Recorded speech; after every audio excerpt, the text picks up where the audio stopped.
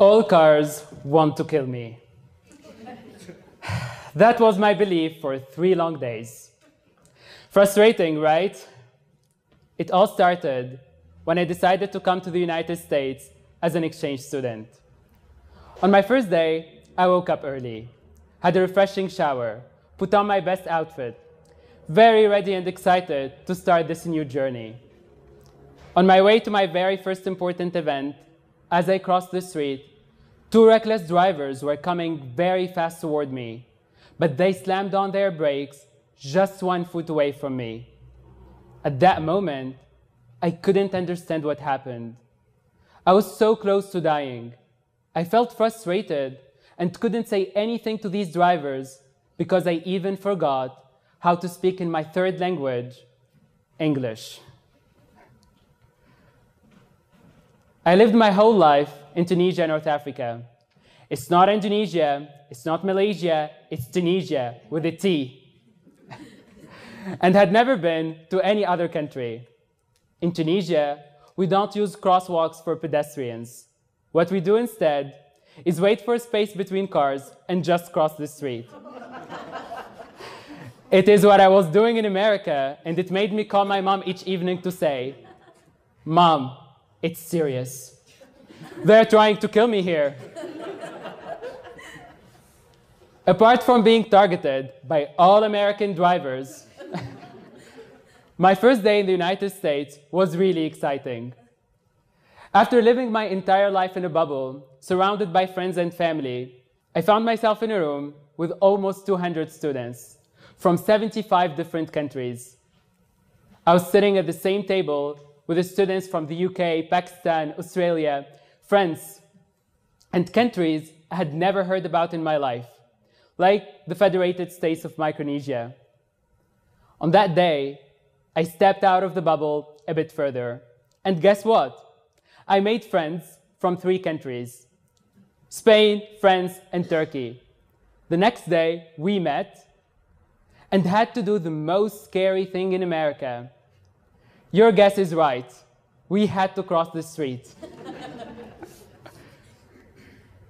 I was sweating, but the girl from Spain pressed these buttons and magic. You can't stop the traffic and cars wait for you to cross the street.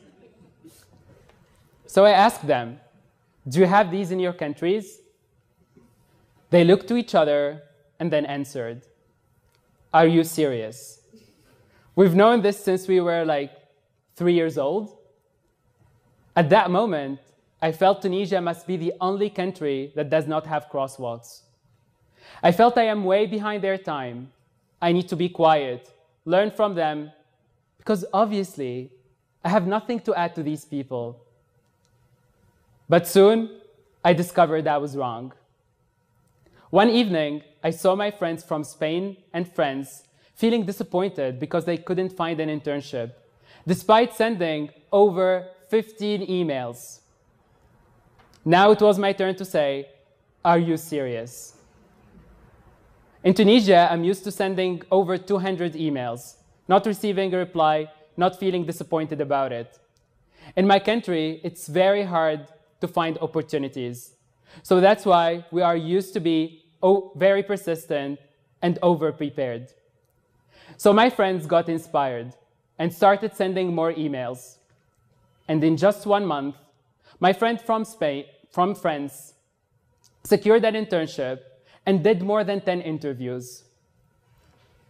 What I discovered from this exchange is way more valuable than pressing a button or securing an internship.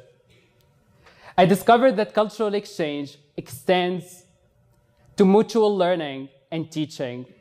I taught them how to secure an internship. They taught me how to cross the street. So each person, regardless of their ethnicity, country, language, when exchanging together through our unique experiences, we learn from each other and we teach each other. Embracing this concept, I decided to step out of the bubble a bit further. So I attended a conference in the United States where entrepreneurs were asking for millions in funding, millions of dollars. It blew my mind because back in my country, we don't hear about such amounts. So I wondered, how can we create these kind of opportunities in Tunisia?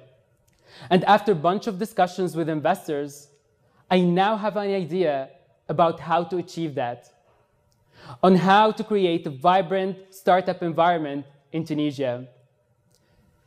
What happened here is a very typical example of cross-cultural exchange. You go, exchange ideas, gain new insights, and then implement them in your environment.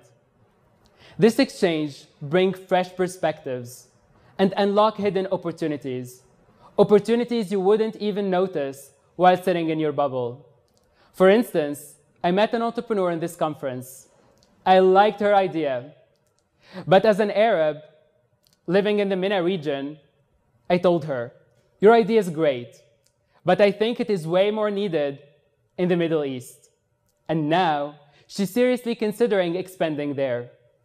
You see, it goes back and forth. We inspire each other, we learn from each other, opening doors we couldn't even notice for innovation and growth. Again, I challenged myself and decided to compete in the cybersecurity pitch competition at Boise Entrepreneur Week. What set this competition apart is my mentor is American, my professor is Korean, my two tech-savvy friends are engineers, one from Uzbekistan and one from India, and I am from Tunisia with a T. Together, we can literally make a UN conference. Each has a different experience. My Indian friend worked for an Indian startup. My professor has her own venture in Korea. My other friend worked in cybersecurity in Uzbekistan. At first, starting a discussion with this team seemed like a very bad idea. From my perspective, some suggestions they gave were too crazy.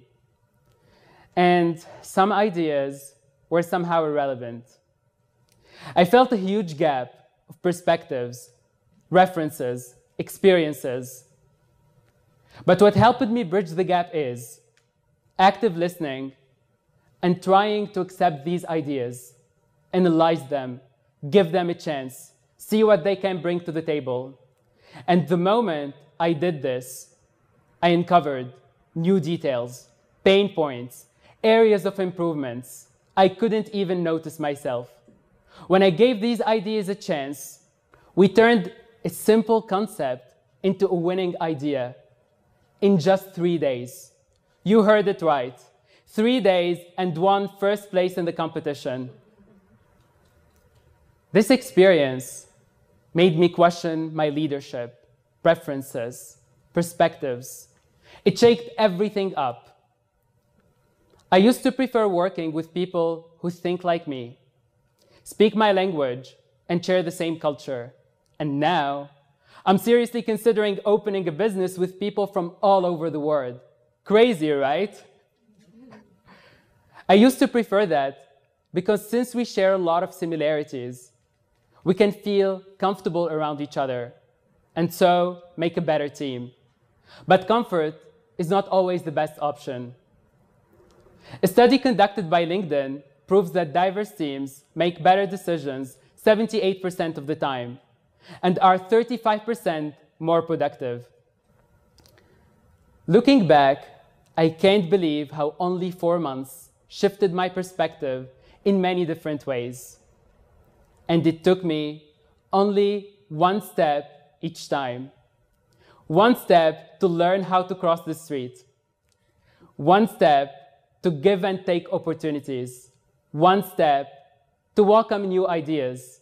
And one step to harness the power of cross-cultural exchange. So let's take this one step together. Let's celebrate our differences.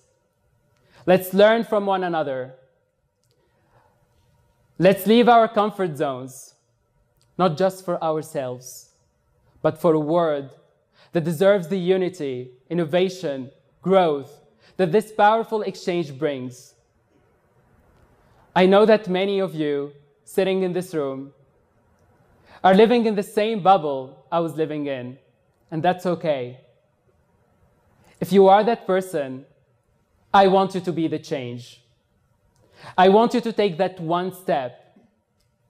Meet these diverse people, learn from them, teach them, work with that team, move to that country, be that cross-cultural leader, be the change, and step out of your bubble.